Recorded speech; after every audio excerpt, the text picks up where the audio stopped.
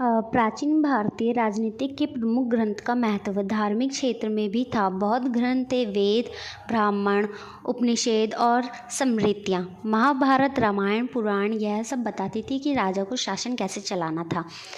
इसमें यह है, इसमें बहुत से ग्रंथ थे और इसमें वेद, ब्राह्मण, उपनिषद और स्मृतियाँ, महाभारत, रामायण, पुराण यह सब बताती थी कि राजा को शासन कैसे चलाना है, क्या करना है, क्या नहीं करना। यह राजनीतिक से संबंधित था। और नेक्स्ट है, भारतीय संस्कृति में धर्म के अर्थ के रूप में नैतिकता कर्तव्य है। मतलब इसमें यह बताया गया है जो धर्म के अर्थ के रूप में नैतिकता कर्तव्य है। इसमें नैतिकता का कर्तव्य है। राजा का धर्म है प्रजा की रक्षा करना। राजा का धर्म है इसमें प्रजा की रक्षा करना। वह राजा की कुछ चीज़ों का त्याग दिया। मतलब कि राजा ने जैसे कि कुछ चीज़ त्याग दी, उन्होंने अपनी मनपसंद चीज़ें होती है वो त्याग देते हैं, जिसके अंदर धर्म पूरे साम्राज्य का नियंत्रण करता था। जो धर्म था वो पूरे साम्राज्य को नियंत्रण करता था। इसमें क्या था, मेन चीज़ धर्म के बारे में दी गई है।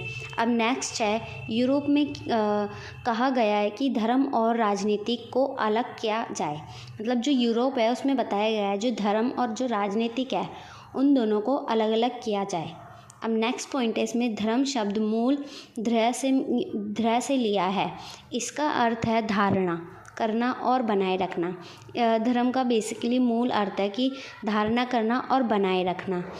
धर्म को उस रूप में परिभाषित किया गया है जो अटल रहता है। महाभारत में प्राणियों के विकास का साधन था। धर्म लोगों को गलत करने से रोकता था, जिससे राज्य का विकास होता था, वह प्राणियों का भी। इसमें यह बताया गया है कि जो धर्म को परिभाषित किया गया है जो अटल रहता था। महाभारत में प्राणियों का विकास का साधन था और धर्म लोगों को गलत काम करने से रोकता था, जो भी गलत काम होते थे उसे करने से रोकते थे। और जिस राज्य का विकास होगा वह प्राणियों का भी होगा। मतलब जिस राज्य का विकास होगा वहाँ जो प्रजा होगी उनका भी विकास होगा। महाभारत में शांति पर्व में भीम युधिष्ठिर को समझाते हुए कहता है, धर्म समाज को बनाए रखता है। यह सामाजिक व्यवस्था को बनाए रखता है। मानव की भलाई और प्रगति के लिए धर्म जरूरी है।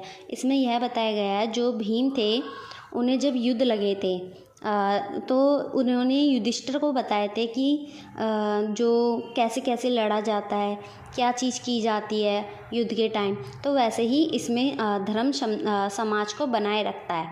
इसी तरह से इसमें यह धर्म से जोड़ दिया गया है।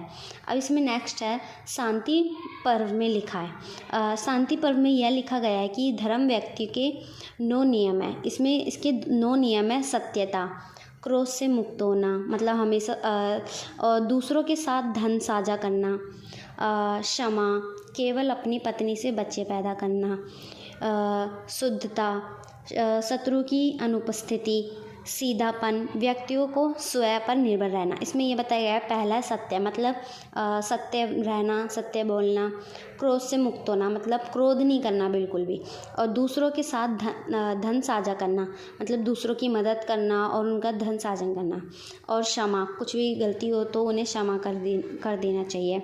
और मतलब क्या बताया गया है, केवल अपनी पत्नी से ही बच्चे पैदा करनी चाहिए, शुद्धता होनी चाहिए, शत्रु की अनुपस्थिति होनी चाहिए, सीधापन होना चाहिए और व्यक्ति को स्वयं पर निर्भर रखना चाहिए। मतलब व्यक्ति को अपने ऊपर हमेशा निर्भर रहना चाहिए। मनुस्मृति के मनोधर्म के 10 सिद्धांतों की व्याख्या करता है।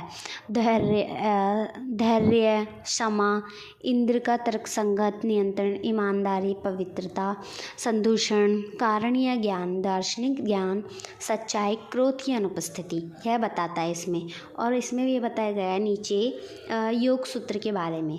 जो योग सूत्र है उसमें व्यास ने धर्म को सार्वभौमिक के रूप में परिभाषित किया। बुद्ध भी नैतिकता और कर्म की बात करते थे। धर्म भी हमें यही बताता। जो बुद्ध थे वो नैतिकता और कर्म की बात करते थे और धर्म भी हमें यही बताता है। और धर्म को सार्वभौमिक के रूप में परिभाषित किया गया है। नीचे पॉइंट दिया गया है एक, धर्म हमें बताता है हमें क्या करना चाहिए क्या नहीं करना चाहिए। क्रोध की अनुपस्थिति, सत्य बोलना, क्षमा, सरल जीवन आदि, यह सब धर्म बताता है। यह अताकृत पर आधारित नहीं है। नीचे दिया गया है एक, धर्म को नैतिकता आधारित परिभाषा कर सकते हैं। मतलब बताया गया है जो धर्म को नैतिकता आधारित परिभाषा कर सकते हैं। धर्म का उपयोग सभी निर्जीव जानवर और मनुष्य की प्रकृति को समझाने के लिए भी किया जाता है। इसमें यह बोला है कि जो धर्म का उपयोग है वो जो निर्जीव है, जानवर है और मनुष्य की प्रकृति को समझाने के लिए भी किया जाता है। प्राकृतिक के आधार पर धर्म को परिभाषित कर सकते हैं। जो प्राकृतिक है हमारी, उसके आधार पर भी हम धर्म को परिभाषित कर सकते हैं। अब इसमें नेक्स्ट पॉइंट आता है धम्म। जो धम्म है वो पूरा अशोक के बारे में बताया गया है इसके अंदर। इसमें बोला है कि अशोक ने अपने शासनकाल में धर्म एवं नैतिकता की स्थापना के लिए कुछ समय निर्धारित किए, जिसे धम्म कहा जाता है। धम्म संस्कृत शब्द धर्म का प्राकृतिक रूप है। इसमें बोला है कि जो धम्म है वो सांस्कृतिक शब्द का धर्म का प्राकृतिक रूप है। इसमें बताया कि अशोक ने धम्म का अर्थ सार्वभौमिक कानून या धार्मिकता है। धम्म का अर्थ सार्वभौमिक कानून या धार्मिकता है। धम्म का मतलब सामाजिक और धार्मिक व्यवस्था। धम्म का मतलब है इसमें सामाजिक और धार्मिक व्यवस्था। अशोक ने धम्म सबसे ज़्यादा व्यापक अर्थ दिया है। इसमें ये बोला है कि जो अशोक है उसने धम्म को सबसे ज़्यादा अर्थ दिया है, व्यापक अर्थ दिया है। धम्म शब्द का उपयोग करना बहुत अधिक सामान्य अर्थ है। जो धम्म है उसका उपयोग करना बहुत अधिक सामान्य है, इसमें यही बताया गया है। इसमें जो धम्म है वो पूरा अशोक के ऊपर निर्भर है।